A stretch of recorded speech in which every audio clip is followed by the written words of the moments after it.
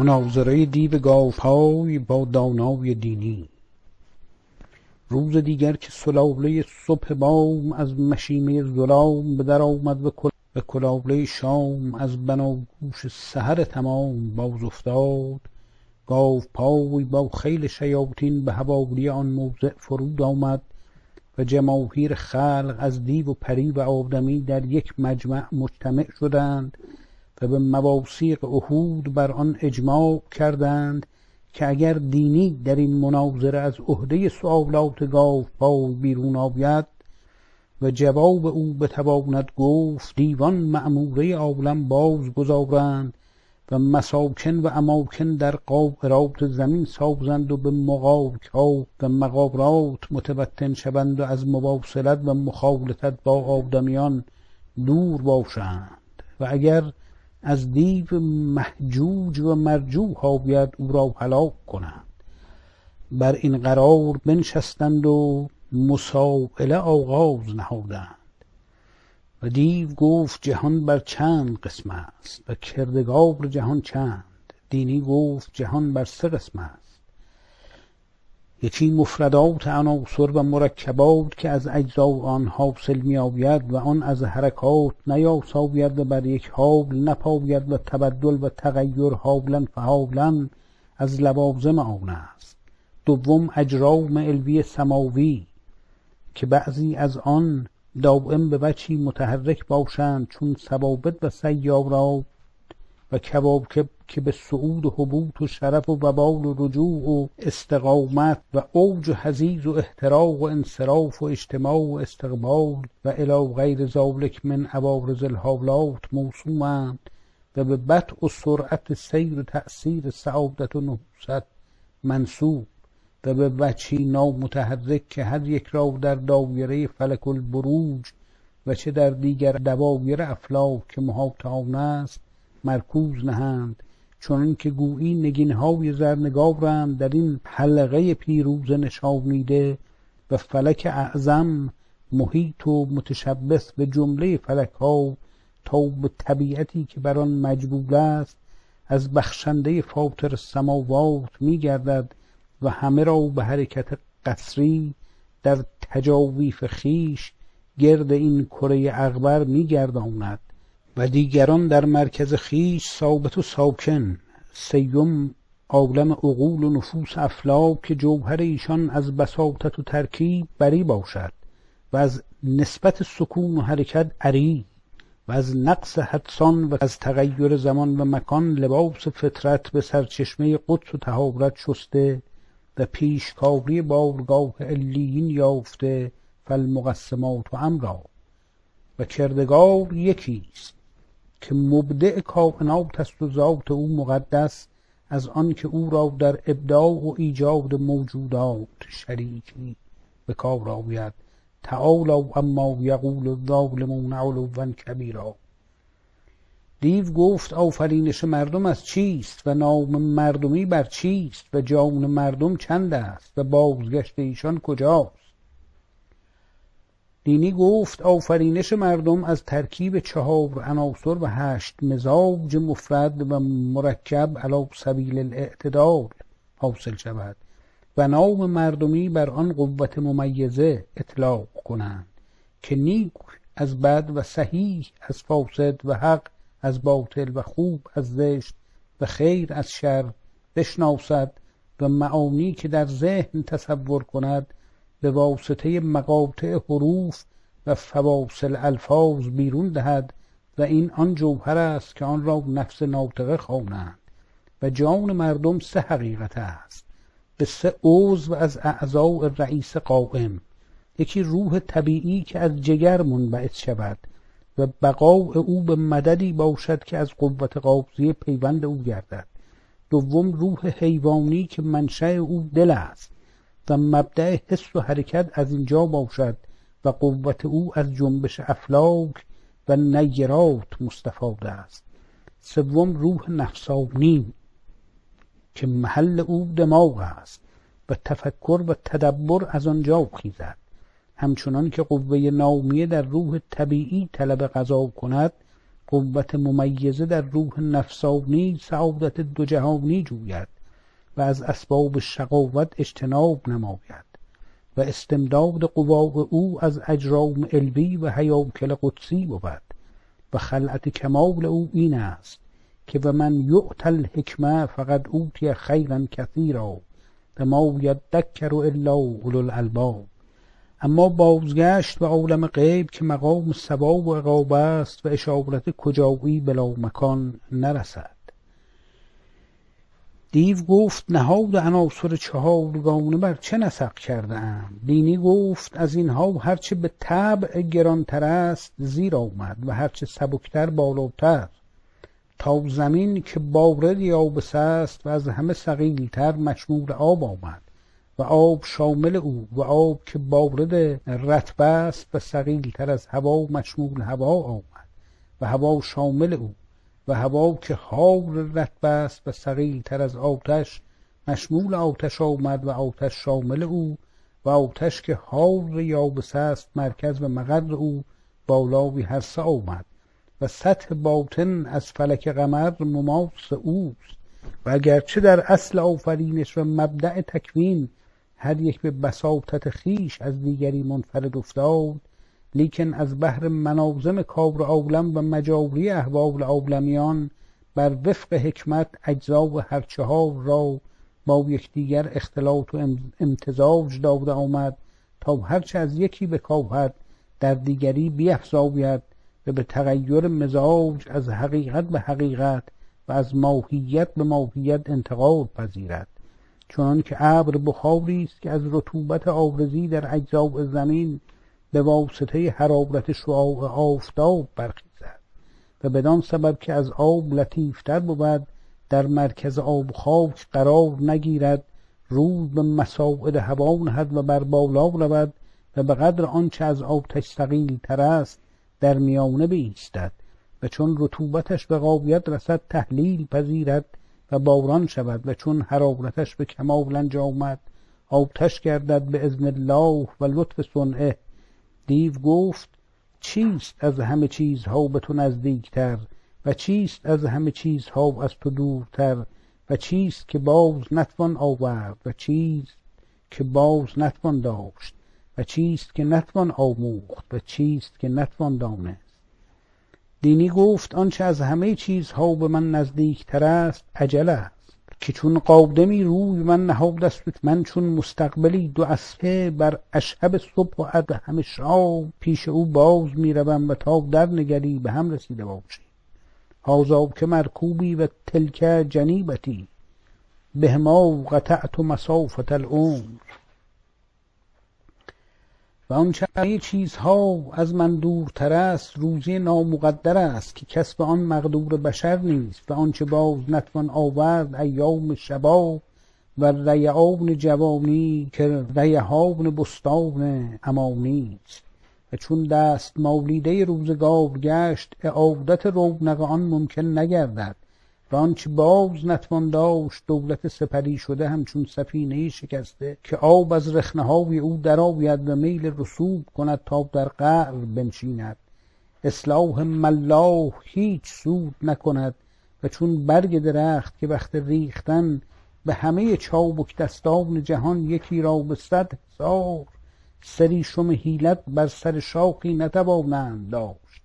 و آنچه نتوان آموخت زیرکی که اگر در گوهر فطرت نسرشته باشند و از خزانه یعطیه من یشاء عطا نکرده باشند در مکتب هیچ تعلیم به تحصیل آن نرسد و آنچه نتوان دانست کمال کنهی زدی و حقیقت ذات سرمدی اوست که در احاطت علم هیچ کس صورت نبندد و داناترین خلق و آگاهترین بشر صلوات الله علیه و آله به هنگام ازدهار عجز از ادراک کمال و صفت جلال او میگوید لا احصی ثناء علیک انت ما کما اثنیت علی نفسک. چون مجادله و محاوره ایشان اینجا رسید شب در آمد و حاضران انجمن چون انجم بنات النعش بپراکندند عقود ثریا چون درر دراری جوزا از علاقه حمائل فلک در آویختند. متفرق گشتند. گاوپای عنان معارضه برتافت، افلت ولا حساس. پس با قومی که مجاوران خدمت و مشاوران خلوت او بودند، همه شب در لجه لجاج خویش غوطه ندامت و قصه آن حالت می‌خورد که نزول درجه او از منزلت دینی به فنون دانش پیش جماهیر خلق روشن شود و روی دعوی او سیاه گردد. روز دیگر که تتق اطلس آسمان به طراز زرکشیده آفتاب بیاراستند، طرزی دیگر سخن آغاز نهاد و پیش دانای دینی آمد و طوایف خلایق مجتمع شدند. دیو گفت دوستی دنیا از بهر چه آفریده اند و حرص و آز بر مردم چرا غالب است؟ دینی گفت از بهر آبادانی جهان است که اگر آز نبودی و دیده بصیرت آدمی را به حجاب آن از دیدن عواقب کارها مکفوف نداشتندی، کس از جهانیان غم فردا نخوردی و هیچ آدمی بر آن میوه‌ای که مذاق حال به امید دریافت طعم آن خوش دارد هرگز نهالی به زمین فرو نبردی و برای قوتی که در مستقبل حال مدد بقای خویش از آن داند تخمی نیفشاندی. سلک نظام عالم گسسته شدی، بلکه یکی از این نقش ها در کارگاه ابداع ننمودی و تار و پود مکونات در هم نیفتادی.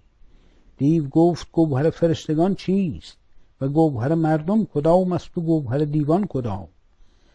دینی گفت گوهر فرشتگان عقل پاک است که بدی را بدان هیچ آشنایی نیست و گوهر دیوان آز و خشم که جز بدی و زشتی نفرماید و گوهر مردم از این هر دو مرکب است که هرگه که گوهر عقل در او به جنبش آید ذات او به لباس ملکیت مکتسی شود و نفس او در افعال خود همه تلقین رحمانی شنود و هرگه که گوهر آز و خشم در او استیلا کند به صفت دیوان بیرون آب و در امر و نهی به القاء شیطانی گراید. دیو گفت فایده خرد چیست؟ دینی گفت آن که چون راه حق گم کنی او زمام ناقه طلبت را به جاده راستی کشد و چون غمگین شوی انیس انده گسار و جلیس حق گزارت او باشد و چون در مصادمات وقایع پایت بلغزد دستگیرت او باشد و چون روزگارت به روز درویشی افکند سرمایه توانگری از کیسه کیمیاوی سعادت او بخشد و چون بترسی در کنف حفظ او ایمن باشی. جان را از خطا و خطل و دل را از نسیان و زلل او مسئول دارد. هر آن کس که دارد روانش خرد سر مایه کارها بنگرد. خرد رهنمای و خرد رهگشای، خرد دست گیرد به هر دو سرای. هم دهنده است و هم ستاننده، هم پذیرنده هم رساننده، متوسط میان صورت و هوش، شده زین سو زبان و زان سو گوش. مرد چون سوی او پناه کند مرسوها را به علم ماه کند. پادشاهی شود ز مایه او، آفتابی شود ز سایه او. دیو گفت خردمند میان مردم کیست؟ دینی گفت آن که چون بر او ستم کنند مقام احتمال بشناسد و تواضع با فرودستان از کرم داند. عفو به وقت قدرت واجب شناسد و کار جهان فانی آسان گیرد و از اندیشه جهان باقی خالی نباشد. چون احسانی بیند به اندازه آن سپاس دارد، چون اساءتی یابد بر آن مصابرت را کار فرماید. اگر او را بستایند در محامد اوصاف فزونی جوید و اگرش بنکوهند از مزام سیرت محترز باشد. خاموشی او مهر سلامت یابی، گویایی او فتح الباب منفعت بینی. تا میان مردم باشد شمع‌وار به نور وجود خویش، چشمها را روشنایی دهد. چون به کنار نشیند به چراغش طلبند، از بهر صلاح خود فساد دیگری نخواهد و خواسته را بر خرسندی نگزیند. در تحصیل ناآمده سخت نکوشد و در ادراک و تلافی فاقه رنج بر دل ننهد. در نایافت مراد اندوهگین نگردد و در نیل آن شادی نیفزاید. لکی لا تأسوا علی ما فاتکم ولا تفرحوا بما آتاکم. دیو گفت کدام چیز موجود است و موجود نیست و کدام چیز موجود است و سلب وجود از او ناممکن. دینی گفت آنچه موجود است و موجود نیست هرچه فرود فلک قمر است از مفردات طبائع و مرکبات اجسام که حقایق آن پیوسته برجاست و اجزا آن در تلاشی و تحلل تا هر ذره‌ای که از آن به عالم عدم باز رود دیگری قائم مقام آن در وجود آید بر سبیل انتقال صورت و آن که موجود است و سلب وجود از او ناممکن عالم الهیت و ذات پاک واجب الوجود که فنا و زوال را به هستی آن راه نیست. دیو گفت کدام جزو است که بر کل خویش محیط شود و کدام جزو که ابتداء کل از اوست و او از کل شریفتر و کدام چیز است که از یک روی هزل است و از یک روی جد. دینی گفت آن جزو که بر کل خویش محیط است آن عقل است که منزل او حجب دماغ نهند و چون از قوای نفسانی طورا فتورا پرورده شود و به بلوغ حال رسد بر عقل کل از روی ادراک مشرف گردد و ماهیت آن بداند و آن جزو که ابتداء کل است و شریفتر از کل دل است که نقطه پرگار آفرینش اوست و منشأ روح حیوانی که مایه بخش جمله قوت هاست. هم او به اتفاق شریفترین کل اعضا و اجزا باشد و آن که از یک روی جد است و از یک روی هزل. این افسانها و اسمار موضوع از وضع خردمندان دانش پژوه که جمع آورده اند و در اسفار و کتب ثبت کرده از آن روی که از زبان حیوانات عجم حکایت کرده اند صورت هزل دارد و از آن وجه که سراسر اشارت است و حکمت‌های خفی در مضامین آن مندرج جد محض است تا خواننده را میل طبع به مطالعه ظاهر آن کشش کند پس بر اسرار باطن به طریق توسل وقوف یابد. دیو چون دستبرد دینی در بیان سخن بدی و حاضران را از حضور جواب او دیده تعجب متحیر بماند و از تقدم دینی در حلبه مسابقت جرل مدکی حسرت انه الحمر برخواندند. دیوان از آن مباحثه کالباحث عن حتف به دل فهی پشیمان شدند. از آن جاویگه جمله هزیمت گرفتند و خسار و خیبت بهره ایشان آمد. به زیر زمین رفتند و در وحدات و غایرات مسکن ساختند و شر مخالطت ایشان از آدمیان به کفایت انجامید تا ارباب بصیرت بدانند که اعانت حق و اهانت باطل سنت الهی است تعالی و تقدس و تزویر زور با تقریر صدق بر نیاید و علم علم از جهل نگونسار نگردد و همیشه حق منصور باشد و باطل مقهور. توانا بود هر که دانا بود ز دانش دل پیر برنا بود. تمام شد داستان دیو گاوپای و دانای دینی. و چنان که گفتیم در کتاب مرزبان نامه تألیف مرزبان ابن رستم طبرستانی و نگارش سعدالدین وراوینی دیو گاوپای کرتیر موبد در عهد بهرام دوم بود و دانای دینی کسی نیست جز دانای برحق مانی ابن فاتک پیغمبر خدا که درود خدا بر روان او